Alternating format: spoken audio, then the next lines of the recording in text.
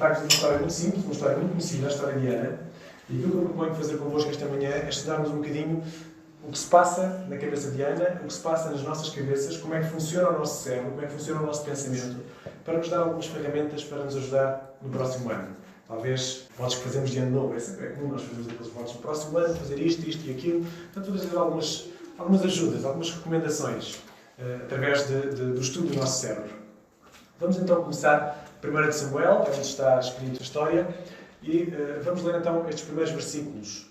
Houve um homem que era da montanha de Efraim e que tinha duas mulheres, Ana, a outra era Penina. Penina tinha filhos, porém Ana não os tinha. Estes dois primeiros versículos levam-nos já à história e levam-nos já ao problema. Fui buscar aqui este comentário de Ellen White. Elcana era levita do monte de Efraim, era um homem de riqueza e de influência, um dos que amava e temia ao Senhor. Boa característica para Elcana. E sobre Ana, Ellen White refere: sua esposa, Ana, era uma mulher piedosa e fervorosa, meiga e humilde. Distinguia-se o seu caráter por um grande ardor e fé elevada. Então creio que é uma mulher interessante para estudar. Um exemplo a seguir em muitas coisas, em muitas decisões que ela tomou. E por isso trazemos cá esta manhã esta história. A história de Ana começa com um problema nas fases da vida. Conhecem as fases da vida? Dois jovens namoram durante algum tempo, até parece que estão bem, e qual é a pergunta que vem? Quando é que casam? A fase a seguir é o casamento. Quando é que realmente se vão casar? E já se casaram, já estão há alguns anos casados, e qual é a pergunta a seguir? Quando é que vem o filho? E quando tem um filho, pergunta a seguir é: quando é que vem o irmão? Já estás nessa pergunta, não é? Já te pergunto. Não. Não façam essa pergunta. Ok. É normal, nas fases da vida, é normal haver estas perguntas. Não é por maldade, as pessoas podem decidir não se casar, não ter filhos, ok, correto. Mas é normal nós irmos perguntando por estas fases. Perguntamos por isto, perguntamos por a fase a seguir. E na verdade Ana tinha este problema nas fases da vida. É porque ela casou-se e a pergunta era: quando é que vem o filho? Quando é que vem o filho? Mas o filho nunca mais chega. E o filho não chegou. E Ana realmente tinha um problema porque ela desejava ter filhos e não tinha filhos. Talvez hoje em dia não seja tão complicado, mas naquela altura era complicado não ter filhos. Por uma razão. É porque quem não tinha filhos era considerado como amaldiçoado por Deus. Alguma coisa Ana tinha de mal, tinha feito de mal para ela não ser abençoada por Deus e ter a madre cerrada, como dizia o versículo. Não cumpria o seu dever social. O dever social da mulher era ter filhos, especialmente homens, para poderem ir para a guerra defender o seu povo. No caso de Ana, se tivesse filhos, seria sacerdote, iria seguir a linhagem do pai. Ana sentia que não cumpria os seus deveres. E se calhar Elcana também sentiu o mesmo e por isso foi arranjar uma segunda mulher. Mas imaginem a situação de Ana. As mulheres iam ao rio lavar a sua roupa. E acham que elas queriam ir com Ana? Não. Ninguém queria ir com Ana. Ana era uma mulher amaldiçoada. Ana era uma mulher que realmente não interessava porque Deus não a abençoou com um filho, alguma coisa de mal ela tinha. Já imaginaram as fofocas que havia de Ana? Já viste aquela Ana com cara de sonsa? Parece tão boazinha, mas alguma coisa ela aprontou porque Deus não lhe dá um filho. Se calhar ela deve ser terrível para Elcana. Sabe como é que são a fofoca, não é? Aquilo deve ser umas facadinhas no casamento que ela deve dar. Estão a imaginar as fofocas que havia ali por causa de Ana. Nós, quando focamos na história de Ana, gostamos logo de chegar à parte que ela teve um filho e ficou tudo bem. Mas temos que nos demorar um bocadinho até lá chegarmos para percebermos este contexto e para irmos buscar instruções que temos esta manhã. A primeira instrução que eu vos trago é exatamente sobre a fofoca. O primeiro aspecto sobre o cérebro. Sabem que quando nós ouvimos uma fofoca, o nosso cérebro produz uma hormona chamada dopamina. Já falei sobre dopamina outras vezes. A hormona do prazer, que nos faz sentir bem. Ou seja, nós gostamos da fofoca. Foi feito um estudo, chama-se rivalidade binocular, em que colocam um olho a olhar para uma imagem e outro a olhar para outra. Então, na imagem da esquerda, teríamos uma celebridade, alguém que conhecemos muito bem, e, por que não, alguém que se divorciou recentemente. Há vários, né, nas celebridades que se divorciaram recentemente. E depois temos noutra imagem, uma imagem neutra. Uma casa, uma paisagem, algo neutro. As pessoas vão à sua vida, voltam uns tempos mais tarde, e o que é que elas vão lembrar? Da neutra? Da celebridade ou de nenhuma delas? A celebridade elas vão se lembrar. E vocês responderam, este foi um teste que foi para casa também, pelo mail, vocês responderam, 73% responderam bem, realmente vai ter tendência a lembrar-se da celebridade e não da imagem neutra. E é por isto também que as revistas cor-de-rosa têm um sucesso tremendo. Porque isto que gera dopamina no cérebro. As pessoas gostam de saber as cosquices da vida dos outros. Mas deixem-me ampliar ainda mais este problema.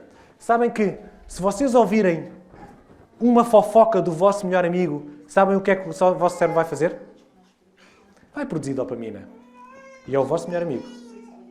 Agora, se vocês ouvirem uma fofoca sobre vocês próprios, vão produzir dopamina? Não. Essa informação vai para o cérebro para outra parte, sobre um julgamento crítico, sobre a ofensa moral, e vocês vão sentir-se ofendidos. Então, vejam onde é que nós estamos. Vocês ouvem uma fofoca e acham muito bom. Ouvem a fofoca do melhor amigo e produzem dopamina. Ouvem uma fofoca de vocês próprios e produzem raiva. E ficam furiosos. E acham que está uma injustiça e querem se defender.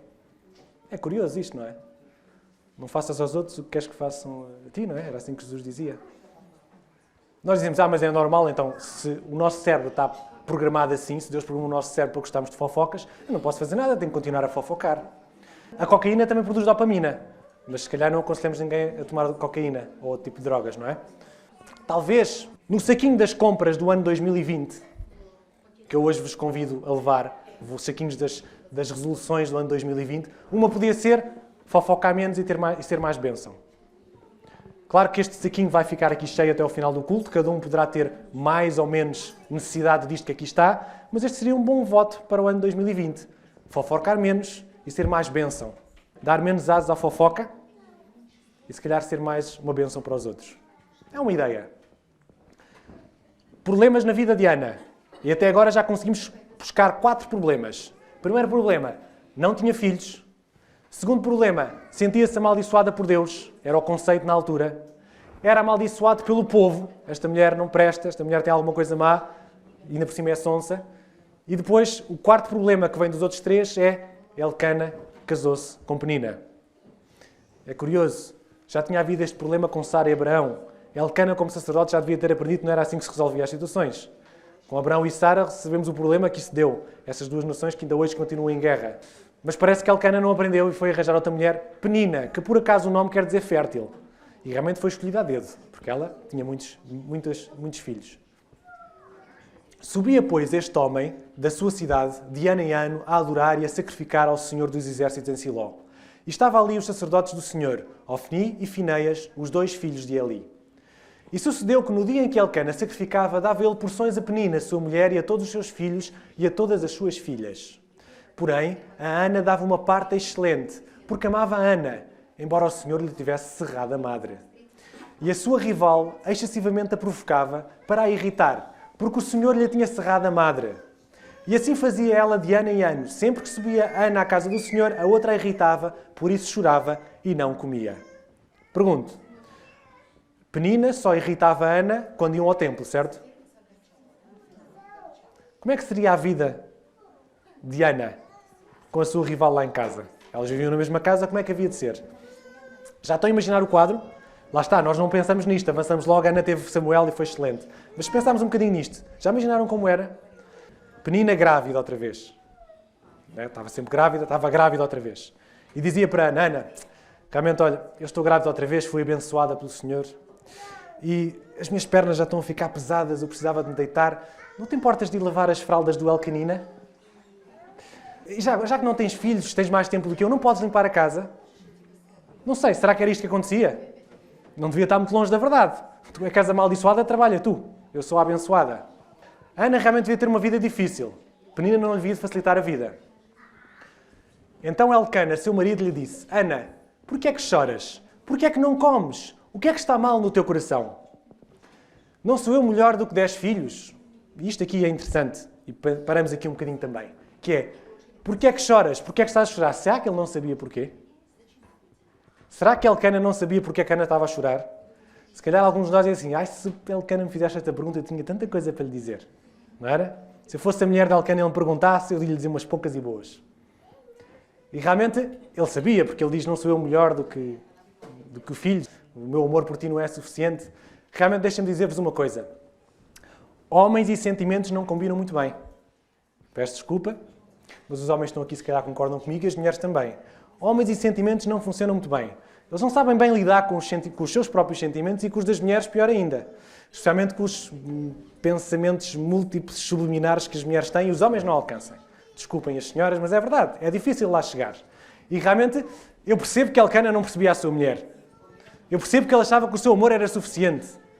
Mas Ana não se sentia assim.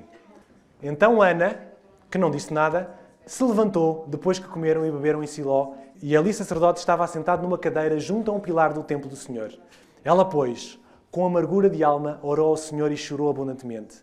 E fez um voto dizendo: Senhor dos exércitos, se benignamente atentares para a aflição da tua serva, e de mim te lembrares e da tua serva não te esqueceres, mas da tua serva deres um filho, homem, ao Senhor o darei todos os dias da sua vida, sobre a sua cabeça não passará navalha.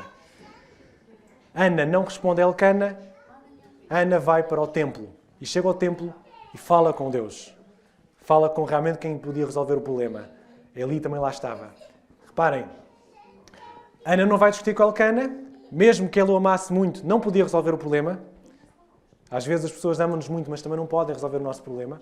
Ela vai então ao templo e vai orar. Vai falar com Deus, vai pedir ajuda a Deus. E agora, a segunda lição que nós temos aqui a aprender com Ana é esta. É que realmente desabafar faz muito bem ao nosso cérebro. Nós precisamos desabafar. O desabafo realmente traz-nos tranquilidade ao nosso cérebro. Faz com que as ondas mudem. Se vocês fizerem uma ressonância magnética para verem quais são as zonas que estão ativas quando há uma ofensa, quando nós podemos desabafar, veem que as próprias ondas do cérebro vão mudar com o desabafo. Depois de desabafar, nós sentimos-nos melhor. É verdade. O desabafo modela o nosso sistema límbico, filtrações das emoções. Eu passo-me a sentir bem. Mas, quais são as regras para o desabafo? Em primeiro lugar, o desabafo deve ser com quem pode resolver o problema. Não vale a pena desabafarmos por quem não pode resolver o problema. Não vale a pena desabafar por desabafar. O desabafo tem que ser com a pessoa que pode resolver. Eu mandei para casa a pergunta. Será que o desabafo só funciona com as pessoas que estão mais próximas? E há aqui alguém que sim, que acha que sim. 42% só acha que são as pessoas mais próximas. 51% acha que o desabafo funciona, mas só se for com alguém que esteja interessado em nos ajudar. Em terceiro lugar, terá mais efeito quanto maior número, quanto mais vezes o desabafar e com quanto mais pessoas, mais efeito tem. Isto não é verdade. Quando nós desabafamos, nós revivemos as emoções. Por isso, o desabafo não é para estarmos sempre a fazer o mesmo desabafo, nem sempre a contar a mesma coisa. Para além de chatearmos os outros que não têm que ouvir isso, não estamos a ser bons para nós. Por uma razão muito simples. O nosso cérebro é espetacular. Reparem, vocês estão a ver um filme de amor. E vocês estão a ver o amor entre o ator principal e a sua namorada e todo aquele trama amoroso, e vocês ficam a sentir as mesmas coisas que eles. Vocês têm a mesma emoção e veem o amor com unicórnios e cor-de-rosa, e depois acaba o filme e vocês deparam-se com a realidade. Mas o cérebro tem a capacidade de nos fazer viver essas emoções. Da mesma forma, quando eu desabafo, o meu cérebro sabe que aquilo não está a acontecer, mas é como se eu estivesse a reviver essas emoções todas outra vez. Quando eu falo de alguma coisa, eu revivo essas emoções. E isso é extraordinário. Porquê? Porque o meu cérebro faz com que quando eu me memorizo, quando eu me recordo de alguma coisa, eu volto a ter aqueles sentimentos quando aconteceu aquilo. Tem essa memória para me fazer voltar a sentir. Mas tem este lado perverso, que é, se eu tenho uma coisa mal e eu estou a contar essa história várias vezes, eu vou-me voltar a sentir mal. Não estou lá, mas vou-me voltar a sentir mal. Vou-vos dar um exemplo. Lá na clínica houve uma médica que foi mordida por um cão. Não foi nada de importante, mas levou uns pontos no braço, na perna, tinha uma dor no ombro. E esta médica contava isto a toda a gente. Era aos administrativos, aos enfermeiros, aos doentes que perguntavam o que é que tinha acontecido. Ela contou. Andei um mês a ouvir a mesma história. Até eu já estava enjoado daquilo. Aquela senhora, no final do mês, estava cabisbaixa, estava triste. Parece que estava deprimida. Porquê? Porque andou um mês a viver os mesmos sentimentos. Isto para dizer que o desabafo é importante com a pessoa certa e depois da pessoa certa, acabou. Não vale a pena voltar ao mesmo desabafo. Não vale a pena voltar à mesma coisa, porque senão vamos martirizar. Agora, claro, se eu não resolvo o desabafo com a pessoa certa, vou sentir-me que ainda preciso desabafar mais e vou encontrar o próximo. Deixem-me dizer-vos também que os homens têm muita dificuldade em desabafar. É verdade ou não? Ou é só comigo? Os homens têm dificuldade em desabafar porque têm dificuldades com os sentimentos, têm dificuldade com as emoções. E depois, quando começam a desabafar, sabe o que acontece? A mulher começa a falar. Acabou-se. Mulheres, deixem o homem desabafar, deixem ele dizer como tem para dizer. Ele não vai explicar bem as emoções, mas deixem dizer. Deixem ele desabafar. E estejam caladinhas por um bocadinho. Pode ser? Não desabafar é mau. Desabafar, de qualquer forma, também é mau. Poderá ser no nosso saquinho de resoluções do ano 2020 é saber desabafar de forma inteligente. Com a pessoa certa, na altura certa, com quem realmente pode resolver o problema. E foi o que a Ana fez. Ana não foi desabafar com Alcana, não foi desabafar com Penina, não foi desabafar com ninguém. Nem sequer com Eli. Ela foi falar com quem podia resolver o problema, com Deus. E sucedeu que, perseverando ela em orar perante o Senhor, Eli observou a sua boca. Porquanto Ana no seu coração falava, só se movia os seus lábios, porém não se ouvia a sua voz. Pelo que Eli a teve por embriagada. E disse-lhe Eli, até quando estarás tu embriagada? Aparta de ti o teu vinho. O que é que acha desta resposta de Eli? Mais um homem que não entende as mulheres, não é? Ana já tinha os 4 problemas e agora ela tem outro problema. Vai para falar com Deus e ela não é compreendida na igreja. Ela não é compreendida pelos oficiais, pelos líderes da igreja. Mais um problema para a vida de Ana. E reparem uma coisa. Quem é que eram os vadios e os bêbados que Eli conhecia? Os seus próprios filhos. Os filhos, sim, eram assim, que deram muitos problemas realmente a Eli. Eles traziam mulheres para o templo, comiam do sacrifício sagrado, eram realmente maus. E muitas vezes nós generalizamos os nossos problemas nos outros. O que Eli fez foi uma generalização. Deve ser mais uma bêbada que está aqui. Porque era o que ele estava habituado a lidar. Como é que Ana reagiu à ofensa de Eli? É outra coisa que vamos ver, é como é que o cérebro reage à ofensa. Ana tinha todas as razões para sair, não tinha? Todas as razões para abandonar a igreja. Então, a minha vida corre mal, Deus não me abençoa, todas as pessoas não gostam de mim. Chego aqui e ainda me chamam vadia, bêbada. Tinha mais do que razões para pegar e ir embora. Eu já ouvi histórias de pessoas que por muito menos foram-se embora da igreja. Porém, Ana respondeu, não, Senhor, mas eu sou uma mulher atribulada de espírito. Nem vinho, nem bebida forte tenho bebido, porém tenho derramado a minha alma perante o Senhor. Não tenhas, pois, a tua serva por filha de Belial, porque da multidão dos meus cuidados e do meu desgosto tenho falado até agora. Então respondeu Eli, vai em paz, e o Deus de Israel te conceda a petição que lhe fizeste.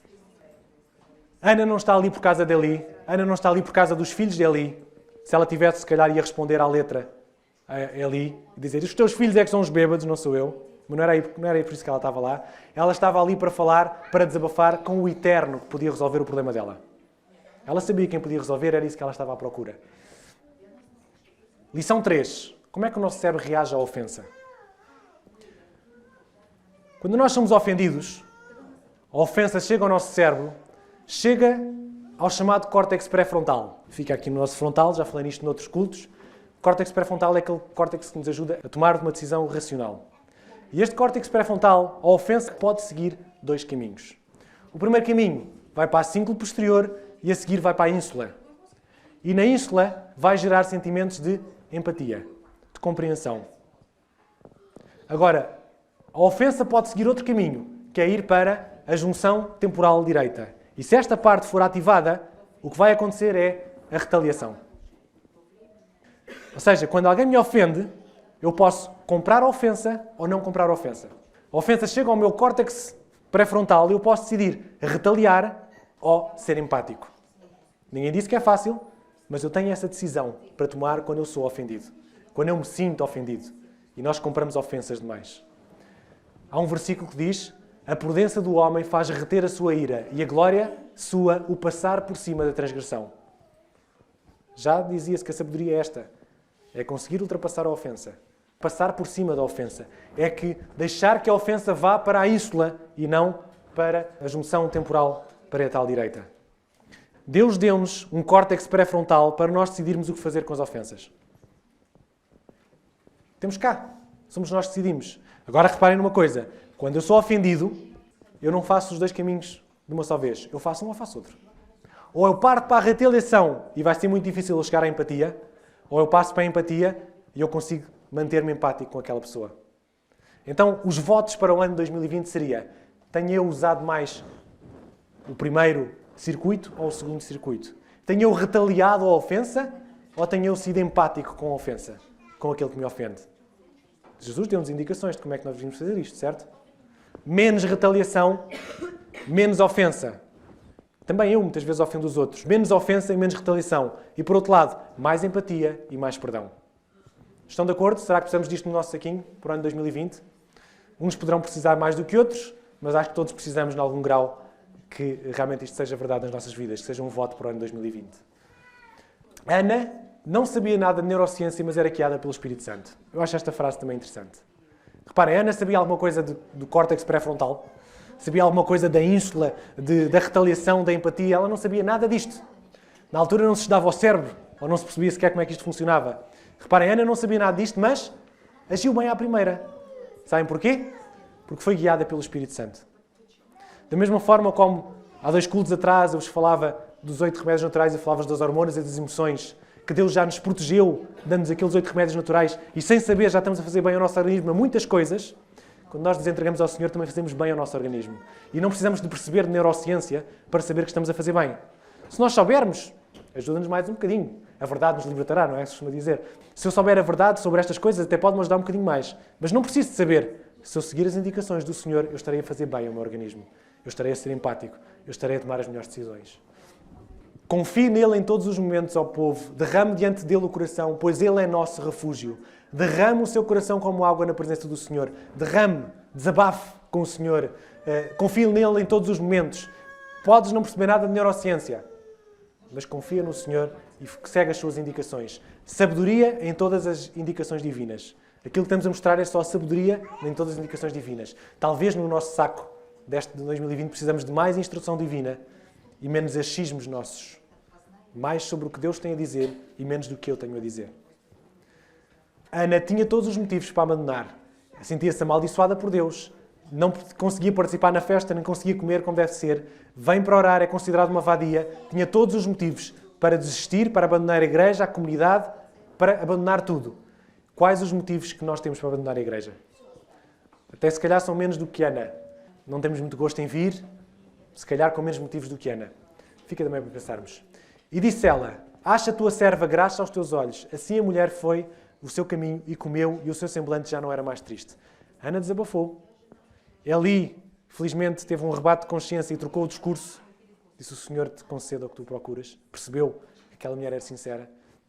Ana saiu de lá, animada. As suas ondas cerebrais mudaram. Deixou de haver depressão, ela passou a ser contente. Antes mesmo de ter o filho, ela já se sentiu abençoada.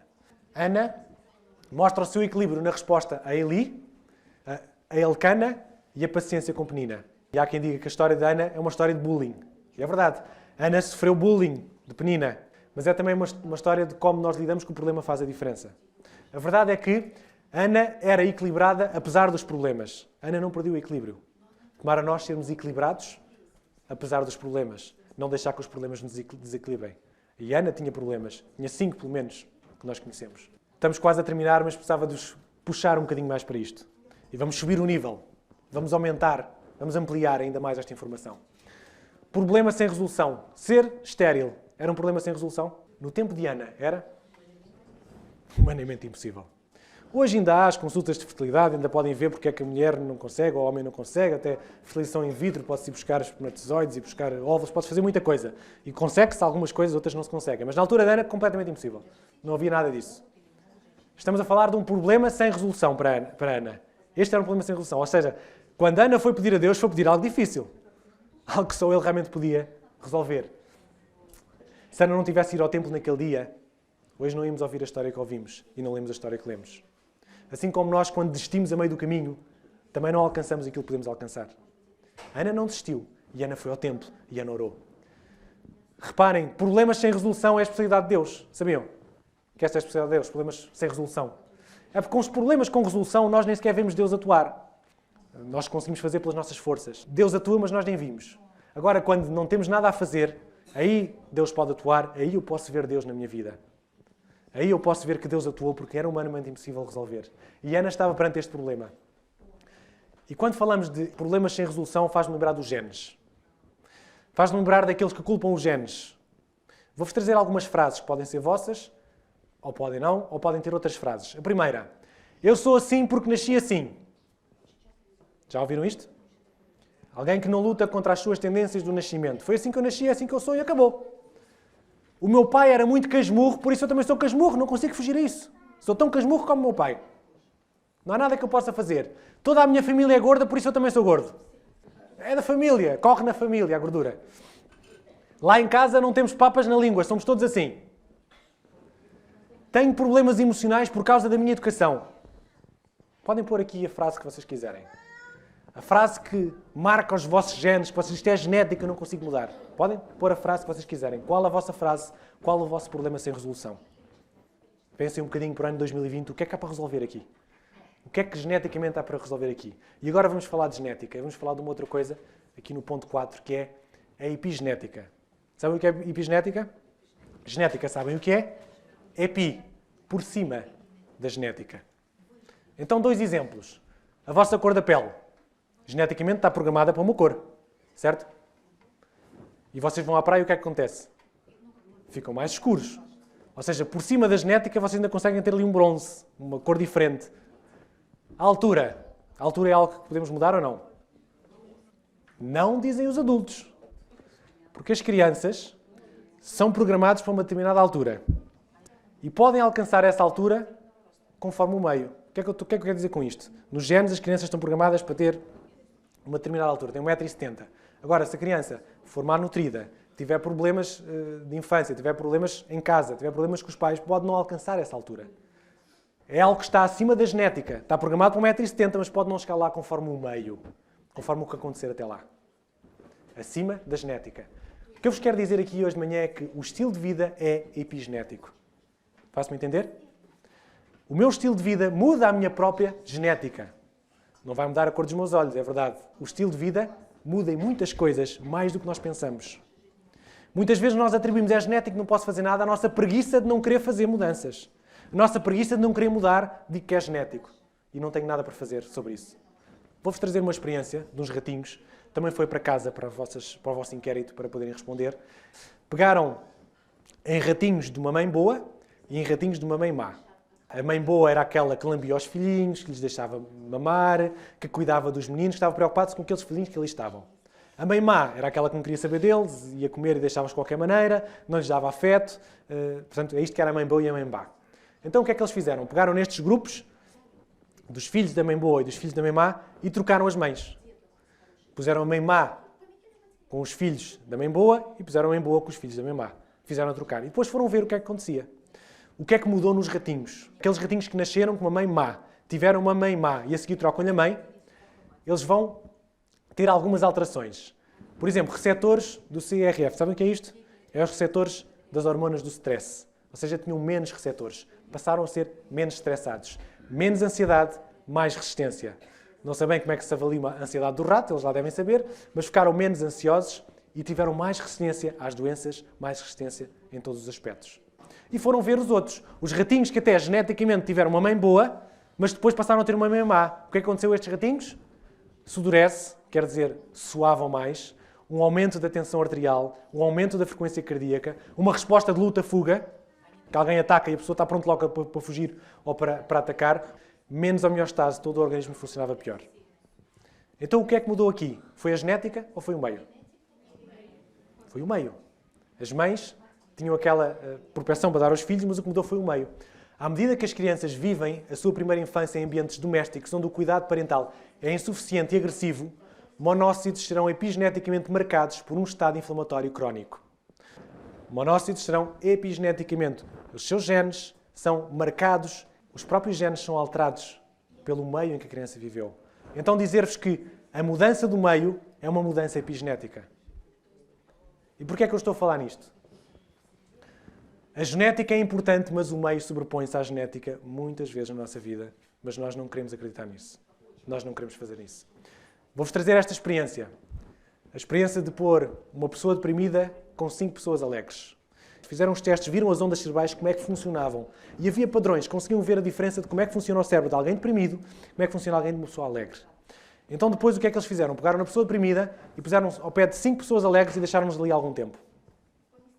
O mais curioso é quando fazem outra vez aquele teste, quando levam outra vez a pessoa à ressonância, o que conseguem ver é que a pessoa deprimida, as suas ondas mudaram e passaram a ser muito semelhantes àquelas que estavam alegres. Percebem a ideia? Eu fiz esta pergunta lá para casa e vocês quase todos responderam que a pessoa deprimida passou a ser alegre, 92%. Alguém que achou que as 6 ficaram deprimidas. Também é verdade, sabem? Se vocês pegarem, por exemplo, nós estivemos a estudar este trimestre, se pegarem em Neemias, se pegarem em Esdras e ele for uma pessoa deprimida, como é que acham que ia ficar o povo? Ia deprimir. Eles conseguiram entusiasmar porque eles eram pessoas entusiasmadas e que o Senhor realmente os motivou. Mas se eles fossem deprimidos, também conseguiam partilhar a nossa influência, é isso que estamos a falar. Realmente, se esta pessoa, a única deprimida que lá houvesse, fosse muito influente, podia às vezes deprimir as outras 5. Mas a união faz a força e, portanto, conseguiu aquelas 5 fazer da outra pessoa alegre. Qual é o desafio para vós? Não é irem procurar 5 pessoas alegres para se darem. É vocês serem a pessoa alegre que o deprimido precisa. Okay? Esse é que é o voto para o ano 2020. Mudar o meio. E voltamos à mesma história. Como é que eu mudo o meio? Deus já me disse há muito tempo atrás. Os 8 remédios naturais. Todos eles mudam o meu meio. Mudam a minha forma de pensar. Mudam como o meu organismo funciona. Mudam tudo. Deus deixou estas indicações para a nossa proteção. Para a nossa salvaguarda. Para que o nosso cérebro funcione bem. Para que as nossas relações funcionem bem. Claro que eu tinha que trazer isto, não é? Alimentação e exercício físico. Todos eles são importantes. Todos os 8 são importantes, é verdade. Mas este aqui, para mim, são extremamente importantes. Pegaram nestes macaquinhos, vários macacos, e fizeram uma experiência que durou cerca de 20 anos. A experiência era a seguinte. O veterinário preparou a ração destes animais e deu-lhes a ração ideal para eles. A ração certa. Aquilo que eles precisavam. Mas com uma diferença. Um grupo de macacos podia comer à vontade. O outro grupo de macacos tirou-lhes 30% da ração. Ou seja, imagina, se estes comiam pequeno almoço, almoço e jantar, os outros comiam só pequeno almoço e almoço. Não tinham jantar. Pronto, 30%. 30% menos comida.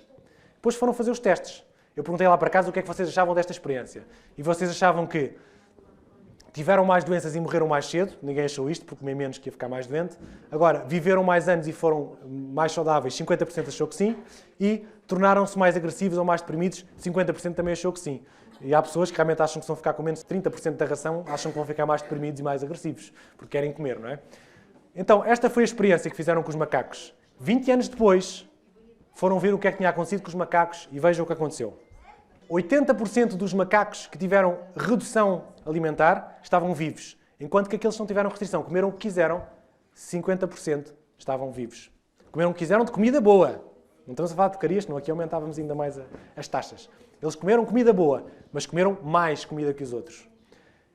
Estes que comeram menos tiveram 3 vezes menos diabetes, 3 vezes menos problemas de artrite. Tiveram 2 vezes menos cancro, 2 vezes menos problemas de doenças cardíacas. Só pela restrição alimentar. E agora vamos ao exercício físico. A restrição alimentar, ou seja, comer menos do que comemos, e fazer exercício físico, melhora as funções cognitivas, a plasticidade sináptica e a neurogênese. Nós hoje estamos a falar de cérebro. Eu estou-vos a mostrar como os nossos hábitos mudam o nosso cérebro. O que isto está a dizer é que reduzir a minha ingesta alimentar e fazer exercício físico melhora as minhas funções cognitivas ao ponto de fazer isto. Sabem o que é isto, neurogênese? Criar novos neurónios. Os cientistas achavam que as crianças nasciam com determinada quantidade de neurónios e que eles morriam ao longo do tempo e tínhamos que andar a correr à espera que eles não morressem todos, não é? Que era para termos mais neurónios. O que nós sabemos agora é que não. Os nossos neurónios conseguem multiplicar-se e conseguem melhorar as suas conexões entre uns e outros. Com o quê? Aqui temos um exemplo.